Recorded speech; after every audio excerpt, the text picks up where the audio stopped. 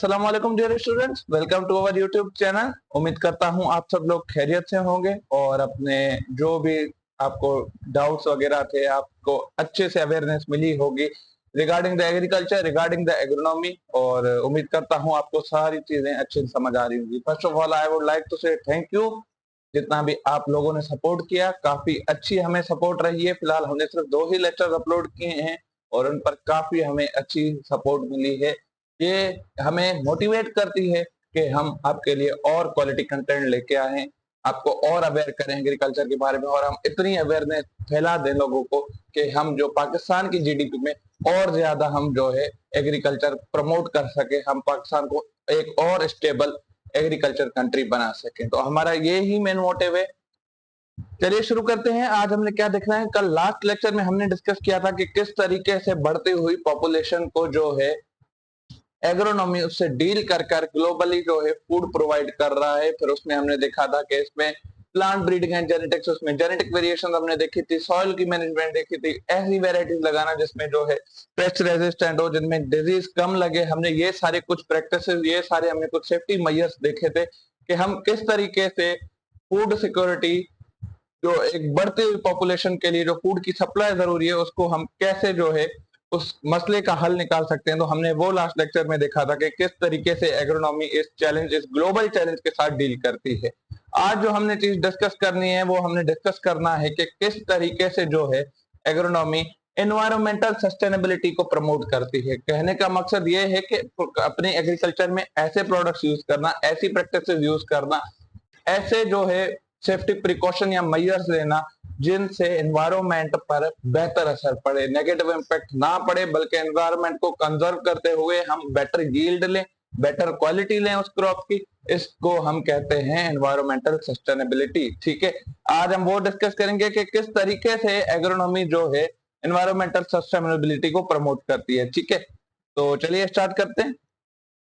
अब यहाँ पर लिखा हुआ है कि agronomy emphasises sustainable agriculture practices that protect the natural resource. अब इसका कहने का यहाँ से मकसद यही है कि एग्रोनॉमी ऐसी प्रैक्टिसेस को प्रमोट करती है, वो ऐसे ऐसे जो अमल हैं उनको इस्तेमाल में लाती है, जिससे जो है नेचुरल रिसोर्सेज हमें, जो कुदरत की तरफ जो हमें चीजें अता की गई हैं, जिसमें सॉइल हो गया, वाटर हो गया, उसके बाद उनकी न्यूट्रिएंट्स हो गई, ये सारी चीजें जो कि हमें नेचर की तरफ से मिलती है, उनको हम बचा सकें। अब बहुत सारे फैक्टर्स ऐसे होते हैं जो इन चीजों को नुकसान पहुंचाते हैं। ठीक है, फिर उन पर नुकसान पहुंचाने से डायरेक्टली या इनडायरेक्टली ह्यूमन काइंड या मैन काइंड पर असर पड़ेगा, क्योंकि अगर सॉइल पर असर पड़ेगा तो बेटर प्रोडक्ट नहीं मिलेगा, और अगर प्रोडक्ट बेटर हमें नहीं मिलेगा तो फिर वो दोनों तरीके से नुकसानदेह होगा। एक तो उसकी इकोनॉमिक वैल्यू कम हो जाएगी, हमें मुआशी हालत में नुकसान होगा। दूसरी जो है हमें वो उतनी फूड सप्लाई नहीं मिलेगी, तो ज्यादा से ज्यादा फिर स्टारवेशन और फिर माल न्यूट्रिशन, फिर डिजीज वगैरह के हमें केस देखने को मिलेंगे। तो हमें जो है ऐसी प्रैक्टिसेस लेनी चाहिए जिसके जरिए ना तो हमें इकोनॉमिकली लॉस हो, ना हमें एनवायरमेंटली लॉस हो। ठीक है, तो एग्रोनॉमी प्रमोट करता है किसको? सस्टेनेबल एग्रीकल्चर को। कहने का मकसद ये है कि जिसके जरिए जो भी नेचुरल रिसोर्स हैं उनको ये प्रोटेक्ट कर सके, और ऐसी जो है चीजों को प्रमोट कर सके जो एनवायरमेंट को बचाए, जो एनवायरमेंट को बचाए, उनके जो नुकसान आते हैं उनसे बचाए, जो ग्लोबल वार्मिंग के जो मेजर कॉजेज हैं उनको कम करके हमें एक साफ सुथरा और ऐसा एनवायरमेंट दे जो सबके लिए खुशगवार हो। ठीक है, यहाँ पर ये लिखा हुआ है टेक्निक्स, यहाँ पर अब कुछ टेक्निक्स का जिक्र किया गया है, जिसमें यहाँ पर पहले नंबर पे लिखा हुआ है क्रॉप प्रोटेक्शन।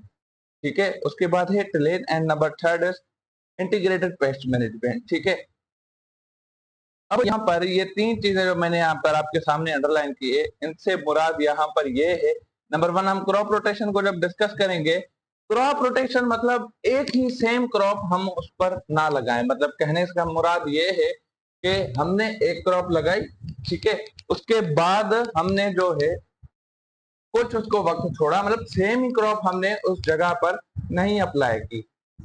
अब हमने एक सीजन बिफोर, सपोज के आपने जो है लगा ली, बीट लगा ली, ठीक है, अब बीट की हार्वेस्ट, हमने बीट को सो किया, उसके बाद हमने उसके बाद फिर उसको हार्वेस्ट किया, हार्वेस्ट देकर हमने उसको सेल वगैरह सब कर दिया। उसके बाद हम क्या करेंगे, बीट के बाद हम एक डिफरेंट क्रॉप लगाएंगे उसी सेम एरिया में, कि ताकि वो जो लास्ट क्रॉप थी ना वो उससे मुख्तलिफ हो जाए। मतलब हम क्या करेंगे कि मुख्तलिफ क्रॉप लगाएंगे ताकि जो सॉइल की जो फर्टिलिटी है वो ज्यादातर रहे। उसके बाद जो उस पर पेस्ट वगैरह आ रहे वो उस क्रॉप पर ना आए। फॉर एग्जाम्पल हमने बीट ही लगा लिया, बीट को फॉर सपोज के एक ऐसा न्यूट्रिएंट है जो बीट को बहुत ज्यादा चाहिए, हम कंटिन्यूअसली बीट लगाते जाएंगे, बीट लगाए जाएंगे, जो पर्टिकुलर वो न्यूट्रिएंट जरूरी होगा तो वो सॉइल से वो बिल्कुल खत्म हो जाएगा, जो अफेक्ट करेगा सॉइल की फर्टिलिटी पर। अब हमने कंटिन्यूअसली बीट लगाई, बीट पर एक ऐसे पेस्ट ने अटैक कर लिया जो कि स्पेशली बीट पर ही अटैक करता है, तो बार बार लगाने से पेस्ट की पॉपुलेशन को भी पता चल जाएगा कि इस एरिया में पर्टिकुलर जो है बीट ही लगती है, तो वो बार बार उस पर अटैक करेगा जिसकी वजह से इकोनॉमिक लॉस होगा। तो यहाँ पर ये जो लिखा हुआ है क्रॉप रोटेशन के बारे में, यहाँ पर कहने से मकसद यही है कि डिफरेंट क्रॉप्स हम लगाएं। एक सीजन में हमने अगर क्रॉप लगाई है कॉटन की, तो उसकी जगह हम सेकंड जो सीजन आएगी उसमें हम क्रॉप चेंज कर लेंगे, दूसरे सीजन की क्रॉप लगाएंगे, और फिर भले आप थर्ड सीजन में वापस से बीट लगाएं, that's not a big issue. कहने का मकसद ये है कि कंटिन्यूअसली सेम क्रॉप को ग्रो ना किया जाए, बल्कि ग्रोइंग सीजन के बाद डिफरेंट डिफरेंट क्रॉप ले आई जा सके। ठीक है, नंबर सेकंड पर यहाँ पर टिलेज लिखा हुआ है। अब टिलेज बेसिकली ये है मैन्युपुलेशन ऑफ सॉइल, अच्छे से सॉइल को मिक्स करना, उसको इंटरचेंज करना। अब चेंजिंग से यहाँ से मुराद ये नहीं कि सॉइल की हम कंपोजिशन को चेंज कर देंगे, नहीं, सॉइल को हम मिक्स करेंगे। जैसे सॉइल की लेयर्स बनी होती हैं, जो सीड बेड हम तैयार करते हैं उस पे हम कुछ ऐसे इंस्ट्रूमेंट, कुछ ऐसी इंप्लीमेंटेशन करते हैं कि जो नीचे डेप्थ में जो सॉइल है वो किसी तरीके से ऊपर आ जाए, और जो ऊपर सॉइल है वो किसी तरीके से नीचे चल जाए। मतलब आप कह लें, एक तरह से समझ लेंगे, हम सॉइल को बेसिकली मिक्स कर रहे होते हैं।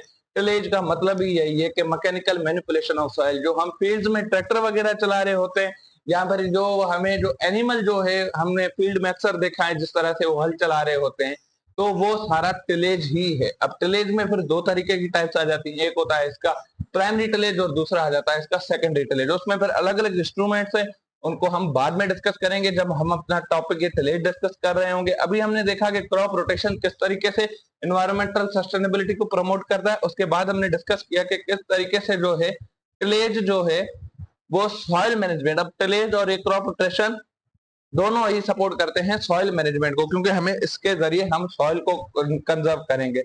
इंटीग्रेटेड पेस्ट मैनेजमेंट आईपीएम, ये एक ऐसा टर्म है जो एक सिंगल टर्म नहीं है, बल्कि ये बना हुआ है अ सेट ऑफ टेक्निक्स की मदद से, जिसके जरिए हम क्या करते हैं, कोई भी बायोलॉजिकल जो पेस्ट है या कोई ऐसी चीज है जो हमें नुकसान पहुंचा रही है, तो हम उसको सॉल्व करने के लिए हम इस आईपीएम को यूज करते हैं। इसके साथ फिर अंदर ही अंदर हमें बहुत सारे इसके मसलों के हल दिखते हैं कि बायोलॉजिकल कंट्रोल हो गया, यहाँ पर केमिकल इस्तेमाल करेंगे, या हम कोई ऐसा प्रीडेटर इस्तेमाल करेंगे जो कि उसको खा ले, जिसको हम कहते हैं नेचुरल तरीका जो है किसी भी पेस्ट को खत्म करने का। तो ये सारी टेक्निक्स आ जाती हैं आईपीएम में किसी भी पेस्ट वगैरह को खत्म करने के लिए, ताकि एनवायरमेंटल सस्टेनेबिलिटी को प्रमोट किया जा सके। अब आईपीएम में हम कैसे एनवायरमेंटल सस्टेनेबिलिटी करेंगे, हम ऐसे प्रोडक्ट्स यूज करेंगे जो कि एनवायरमेंट को नुकसान ना पहुंचाए। जो केमिकल्स हैं जो हम स्प्रे करते हैं ये बहुत ज्यादा नुकसानदेह है, इकोनॉमिकली भी एनवायरमेंटली भी। इकोनॉमिकली हम देख रहे हैं कि खर्चा आ रहा है और बहुत ज्यादा एक्सपेंसिव स्प्रेज हो रहे हैं, दूसरा इकोनॉमी का एक लॉस है। दूसरा ये है कि इस पर एनवायरमेंट पर बहुत ज्यादा असर पड़ रहा है, उसकी प्लांट की जो न्यूट्रिशन है खुद की जाती वो खत्म हो रही है, जो इंसान उसको खा रहे हैं उनकी हेल्थ पर असर पड़ रहा है। उसके बाद एक जो ये बढ़ता हुआ टेम्परेचर है ये भी एक कॉज है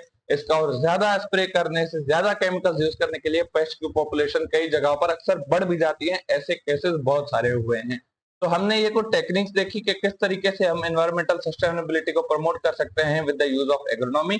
अब यहाँ पर लिखा हुआ है कि हमने यहाँ पर तीन टेक्निक्स पढ़ी है, किसको मेंटेन करते हैं, सॉइल की हेल्थ को, वाटर को बचाते हैं ताकि कम से कम पानी इस्तेमाल हो। अब कम से कम पानी इस्तेमाल होने का मकसद ये है कि वाटर रिसोर्सेज दिन ब दिन कम होते जा रहे हैं with the rising number of population बढ़ती जा रही है, तो पानी का इस्तेमाल बढ़ता जा रहा है, वाटर वेस्टेज ज्यादा हो रहा है। अब वाटर वेस्टेज की वजह से कुछ ऐसे एरियाज हैं जहां पर पानी सही तरीके से नहीं पहुंच पाता, तो एग्रोनॉमी वहां पर डील करती है इस बचा कम से कम पानी इस्तेमाल करके, ताकि क्रॉप को जितनी रिक्वायरमेंट है उतना पानी हम पहुंचा सके। ठीक है, बायोडाइवर्सिटी को हेल्प करती है कि मुख्तलिफ मुख्तलिफ जो ऑर्गेनिज्म रह रहे हैं उनको एग्रोनॉमी मदद करती है। कैसे, अब ऐसी इन्वायरमेंट को हम अगर छोड़ दें, हम सस्टेनेबल एग्रीकल्चर को प्रमोट ना करें, हम बहुत सारे केमिकल इस्तेमाल करें, तो वो ही फ्रूट, वो ही प्लांट, वो ही क्रॉप जब इंसान खाएगा तो उसकी हेल्थ पर असर पड़ेगा।